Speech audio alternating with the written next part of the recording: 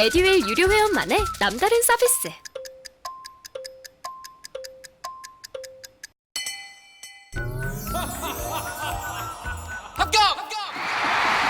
합격하고 돈도 받는 혜택.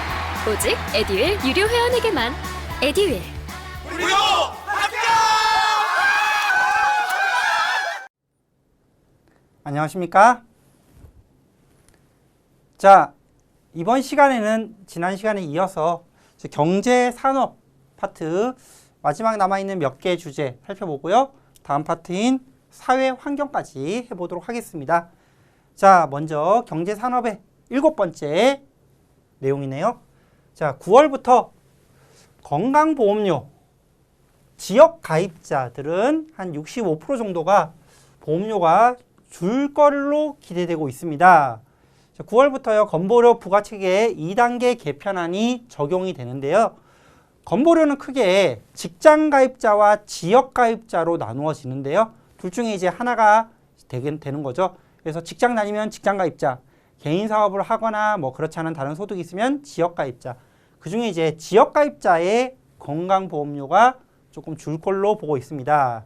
자, 9월부터 어떤 식으로 바뀌냐면은 지역 가입자도 소득 중심으로 건강보험료를 내는 식으로 좀 개편됩니다. 직장 가입자는 당연히 받는 소득 대비 몇 프로 이렇게 몇 프로만큼 건강보험료를 내잖아요.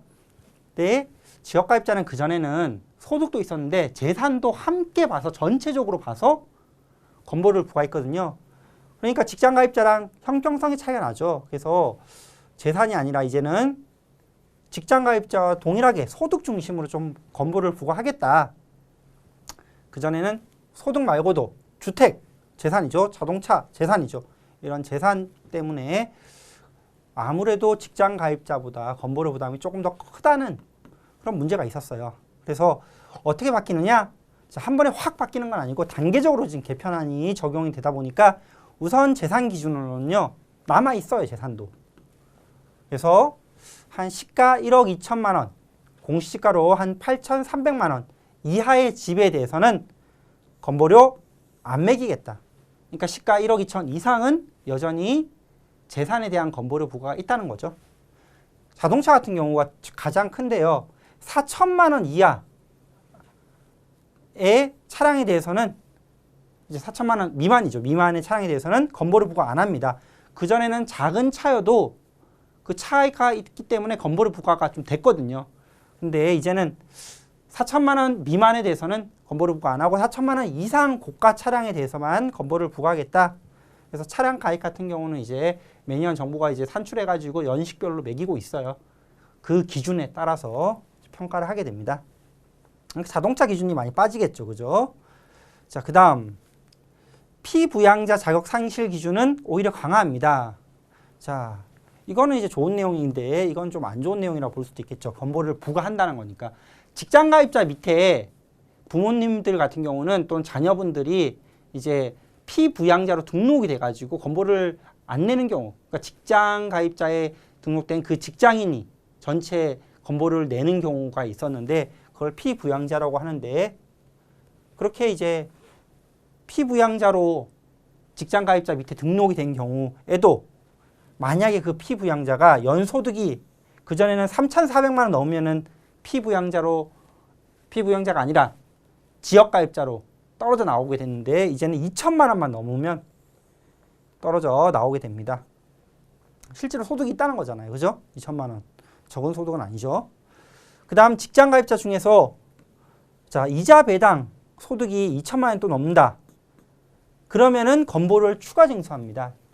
직장 가입자는 직장 소득 중심으로 건보료를 부과했는데 그 직장 소득보다 이제 다른 거의 소득이 발생해서 그게 2천만 원 넘게 된다. 그러면은 여기 대해서 추가 부과가 일어나게 됩니다.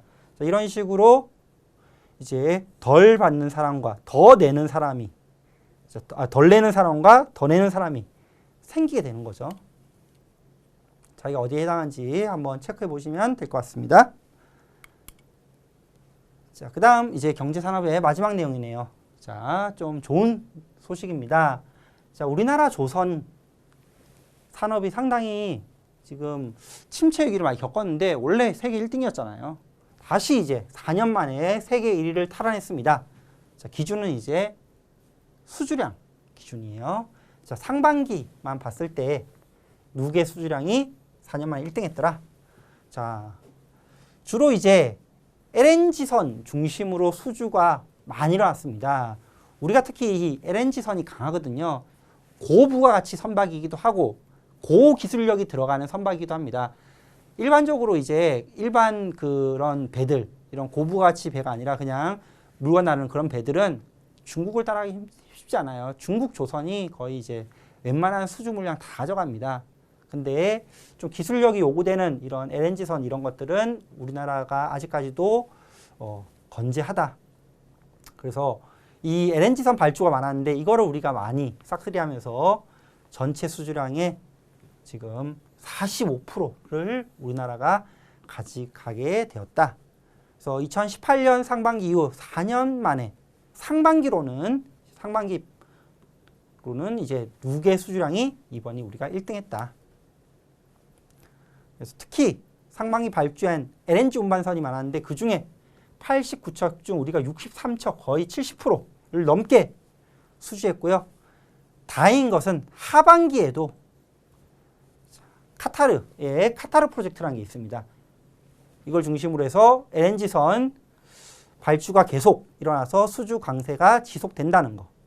더더군다나 우리나라 조선 3사의 또 문제가 뭐였습니까? 발주는 많은데 수익성은 안 좋더라. 저가로 우리가 입차를 따와가지고 저가 입차 경쟁해가지고 따기 때문에 결국 손해나는 것도 많이 있지 않냐라고 했는데 자, 유가 오르면서 선박 가격, 성가도 같이 오르고 있어요. 그래서 수익성도 좀 나아질 걸로 보고 있습니다. 그래서 흑자 전환하고 그 기조가 상당 기간 이어질 걸로 보고 있다는 거죠. 자, 카타르 프로젝트 방금 설명했는데 그게 뭐길래 하반기에도 우리나라 조선 산업의 LNG선 중심의 수주 랠리를 이어질 수 있게 하느냐 볼게요. 카타르 나라 이름이죠. 카타르가 자 대표적인 산유국인데 이 카타르가 LNG선을 좀 많이 가져가겠다라고 하는 프로젝트예요. LNG 연간 생산량을 기존 7,700만 톤에서 1억 2,600만 톤으로 늘리고자 추진 중인 프로젝트고요. 이렇게 이제 LNG 생산량을 늘리면은 이거를 운송해야겠죠. LNG 선까지, 배까지도 필요하게 되는 겁니다. 자, 카타르는 세계적으로 앞으로 LNG 수요가 늘어날 걸로 보고 이런 카타르 프로젝트를 2019년부터 진행을 했는데 특히 유럽이나 중국이 발전을 석탄 발전에서 LNG 발전으로 많이 전환하고 있다는 거에 착안해서 상당히 중점을 두고 있는 거예요. 특히 이 LNG 발전이 석탄 발전과 어떤 차이점이 있냐? 세계적으로 지금 중시하고 있는 온실가스 배출 감소에 탁월한 거죠. 온실가스 배출량이 석탄에 비해서 절반 수준입니다. 그래서 각국이 지금 탄소 배출량을 규제하기 위해서 파리 협약이라고 하는 거에 이제 사인을 하고 나라마다 2030년까지 또는 2040년까지 어떻게 탄소 배출량을 줄이겠다 이런 걸 적어왔잖아요. 그래서 그 탄소 중립 달성을 위한 중간 연료로서 급작스럽게 이제 바로 탄소 중립 갈 수는 없고 단계적으로 이제 가야 될 건데 그 딱 중간 단계의 중간 연료로서 많이 주목하고 있는 게 이 LNG입니다. 그래서 자, LNG 생산량을 늘리고 그 LNG를 운송하기 위한 배가 필요하겠죠.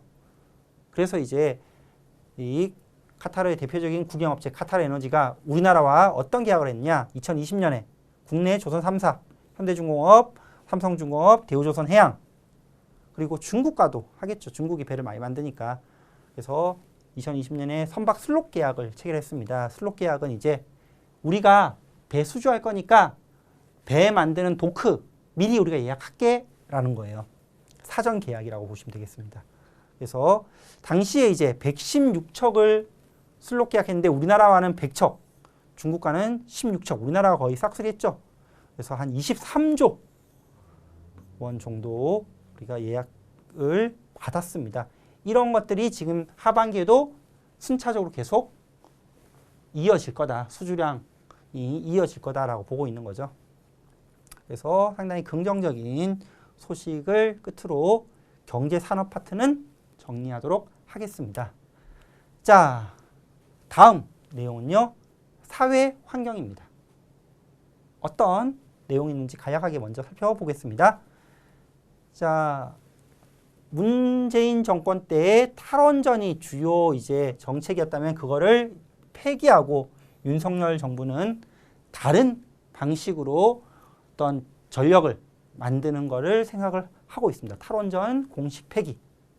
그다음 자, 없어질 줄 알았던 코로나가 다시 지금 재확산되고 있는 분위기예요.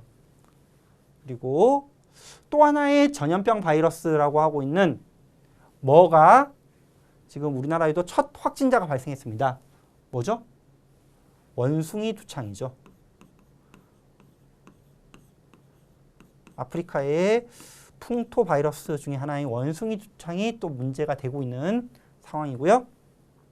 자, 그다음 우리나라 인구를 보니까 자, 인구 추계를 해보니까 30년 뒤 2050년쯤 되면 가구 40% 10가구 중 4가구가 무슨 가구일까요? 우리가 예측하듯이 1인 가구입니다. 1인 가구. 지금은 이제 한 30%가 1인 가구죠. 근데 이제 40%가 1인 가구. 2인 가족 가구 치면은 거의 70%까지 70%까지 가겠죠. 자, 그다음 서울시에서는 청년들의 어떤 안정적인 재산 형성을 위해서 자, 어떤 통장을 만들었습니다. 이게 바로 뭡니까? 네가 돈 넣으면 넣은 거의 2배만큼 쌓아줄게. 우리가 돈 넣은 만큼 지원해줄게 라고 하는 희망 2배 청년 통장이라는 거 있었는데 여기에 거의 4만 명이 몰려서 경쟁률이 상당했습니다. 자, 하나씩 살펴볼게요. 먼저 첫 번째 탈원전 공식 폐기입니다. 자, 2030년까지 탈원전을 폐기하고 다시 원전 비중을 늘리자. 30% 이상으로. 상당히 가성비가 좋은 연료지 않냐. 물론 큰 위험이 있지만 큰 위험 때문에 이제 가성비가 좋은 것로 인한 어떤 장점을 포기할 수는 없다. 그죠? 30% 이상 확대하기로 했고요. 이 원자력이 또 클린 에너지, 유럽이 이제 선정한 클린 에너지의 한 축에 또 포함이 돼버렸죠. 그래서 원전 비중을 더 늘리기로 했습니다. 자, 내용을 보니까 새 정부 에너지 정책 방향, 첫 번째 탈원전 정책 공식 폐기, 그리고 2030년까지 원전 비중을 현행 24%에서 30% 이상으로 늘린다. 그렇게 늘리면은 뭐가 낮아지겠습니까? 원자력 발전이 올라가는 만큼 낮아지는 게 있겠죠. 신재생에너지 비중이 낮아질 수밖에 없겠죠. 그렇게 하긴 하겠지만 그래도 우리 파리 협약에 따른 2030 국가 온실가스 감축 목표량 40%는 달성하겠다. 어떻게? 원전 축소와 재생에너지 확대에서 이렇게 가겠다는 거예요.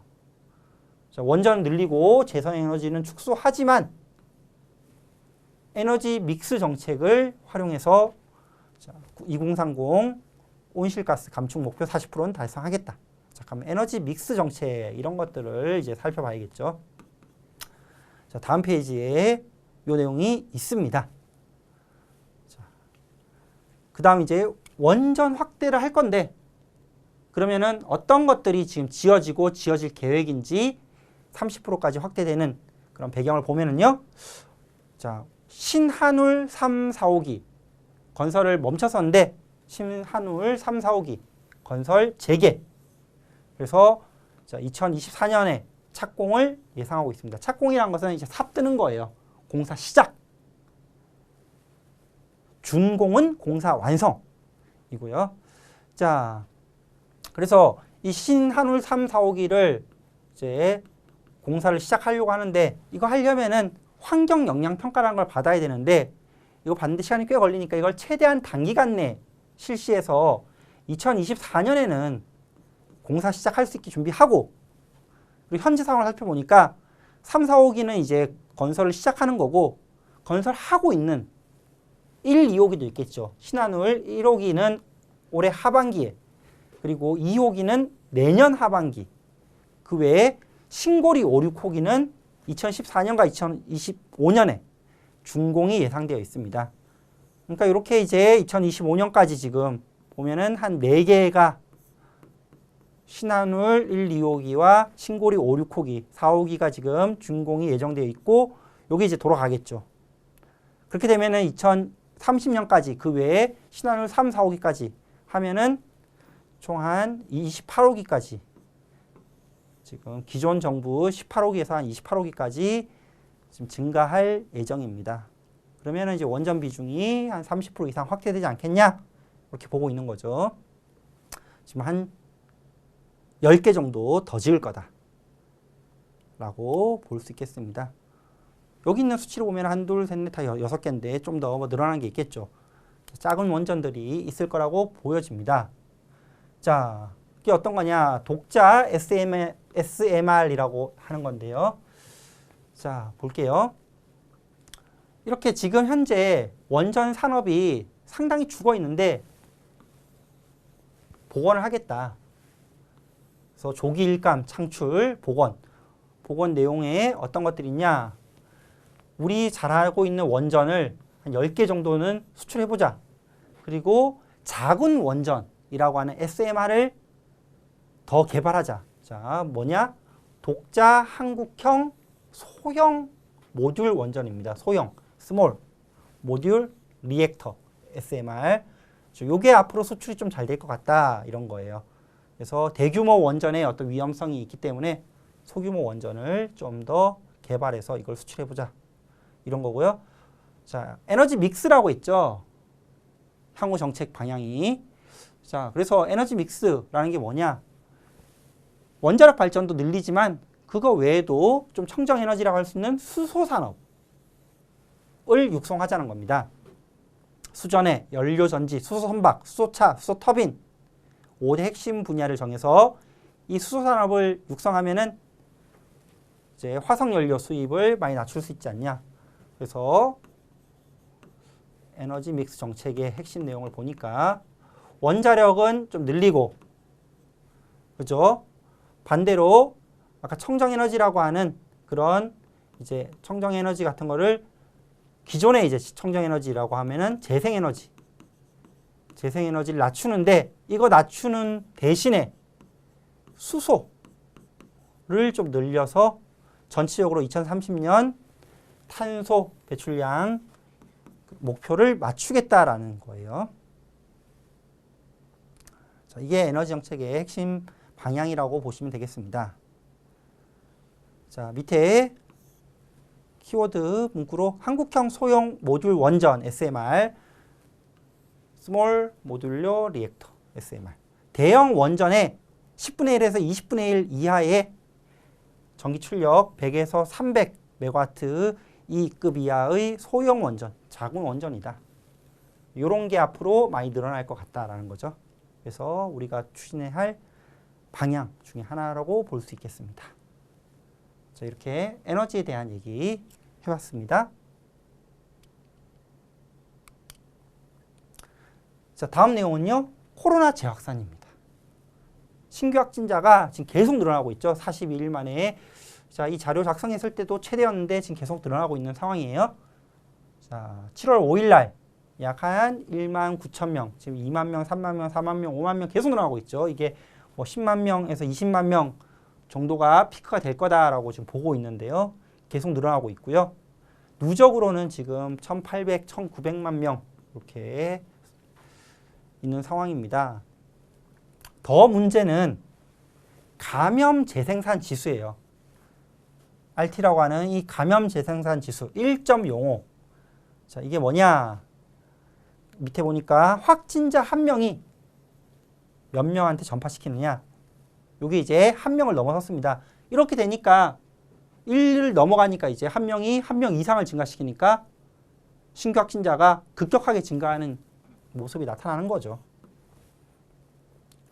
특히 이 신규 확진자들의 대부분이 새로운 변이 BA.5라고 하는 새로운 변입니다. 그 전에 이제 BA.2라고 하는 스텔스 오미크론보다 전파력이 훨씬 더 세고 면역 회피 능력까지 갖췄습니다. 즉 우리가 1, 2, 3차 백신을 맞았다 할지라도 잘 걸린다는 거예요.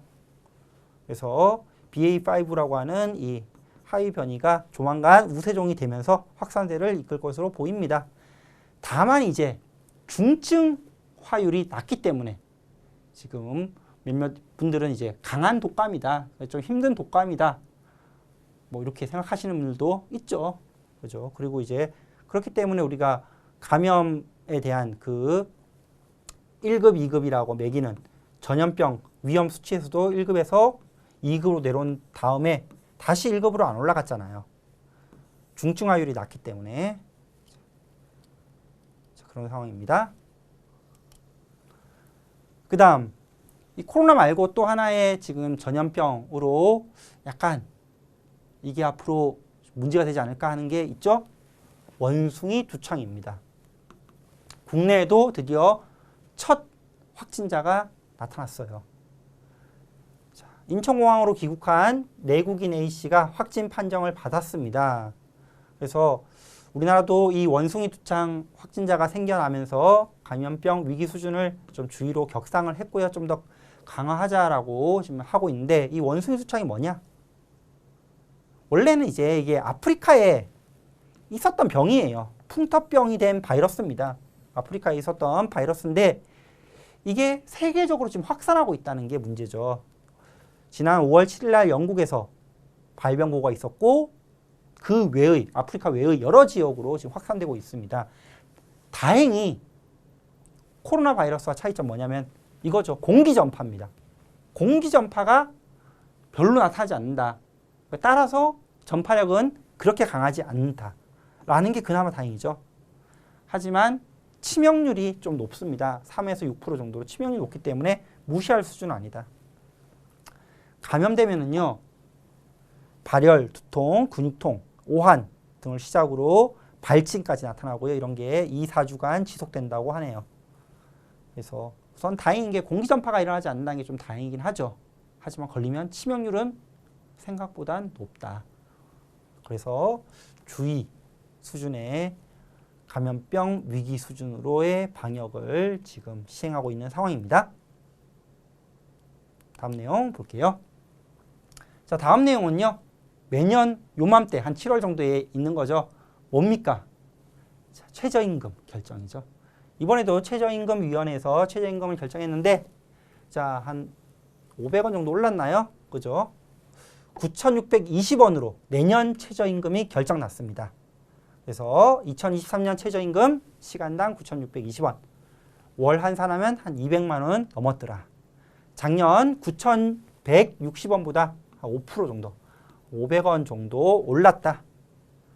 그래서 이 최저임금위원회에서 결정하는데 근로자 측이 있고 사용자 측이 있고 그 외에 또 사람들이 있죠. 전체적으로 해서 결정하는데 근로자 측에서는 1,340원.